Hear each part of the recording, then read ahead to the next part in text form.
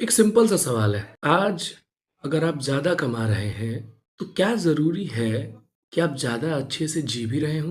Big question. हम अक्सर अपनी इनकम को सिर्फ सैलरी स्लिप से नापते हैं, जिससे पूछिए आपकी सैलरी क्या है? लेकिन इकोनॉमिक्स कभी भी सैलरी से नहीं देखता है आपकी इनकम को। सिर्फ नंबर्स देखना काफ़ी नहीं होता, ये इकोनॉमिक्स बताता है हमें। इसलिए इकोनॉमिक्स 2 अलग-अलग टर्म्स को यूज़ करता है।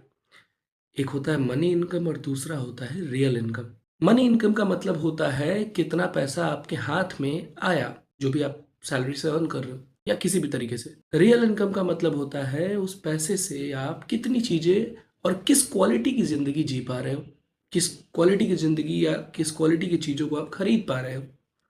यानी रियल इनकम एक्चुअली में आपके परचेजिंग पावर को दर्शाता है। परचेजिंग पावर, कितनी चीजें आप खरीद सकते हो उस पैसे से। अब एक सिंपल एग्जांपल से समझाता हूँ। पिछले साल सपोज करिए 100 रुपए में आप 5 चीजें खरीद रहे थे। इस साल आपकी सैलरी बढ़ गई, अब आपके पास 120 रुपए है, सपोज दैट। लेकिन आज भी आप उस 120 रुपए में सिर्फ 5 चीजें खरीद पा रहे हो। लॉजिकली आपकी सैलरी तो बढ़ी है। तो क्वेश्चन इज कि क्या आप आज ज्यादा अमीर हो गए? Big question.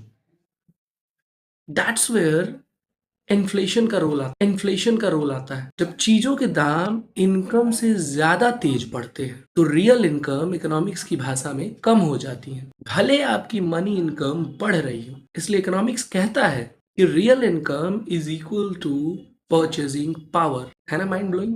ये कॉन्सेप्ट सिर्फ बोर्ड्स के लिए नहीं है, बल्कि रियल लाइफ के लिए भी बहुत इंपॉर्टेंट है।